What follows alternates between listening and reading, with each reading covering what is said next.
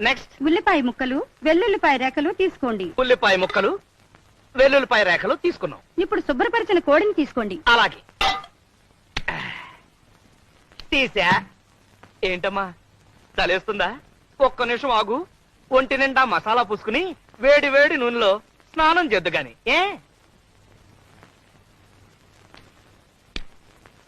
క్రమ పద్ధతిలో చేస్తే ఆరోగ్యం చక్కగా ఉంటుంది. అంతే కదా మరి. మంచి ఫుడ్ తింటే ఆరోగ్యంగానే ఉంటుంది. మొదటగా కాళ్ళని ఎడంగా చాపాలి. చాపా. చేతులు వెనక్కి ఉంచాలి. చేతులే? కోడికి చేతులు ఎక్కడుంటాయి? భాషా దోషం.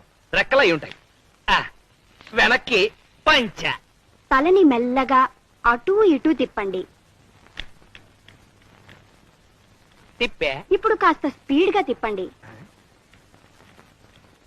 ఇప్పుడు కాళ్ళు దగ్గరగా పెట్టి ఊపిరి గట్టిగా పీల్చండి. చచ్చింది కదా. మన ఊపిరి అయి ఉంటుంది. మెల్లగా ఊపిరి వదలండి. ఇప్పుడు తల కిందకి పెట్టి కాళ్ళని పైకి లేపండి. తల కిందకి, కాళ్ళు పైకి లేపిన కాళ్ళని మెల్లగా అటూ ఇటూ ఊపండి. ముందుకి వెనక్కి, ముందుకి వెనక్కి. ఇప్పుడు మీ ముందు గుమగుమలాడే చికెన్ చిక్ముక్ రెడీగా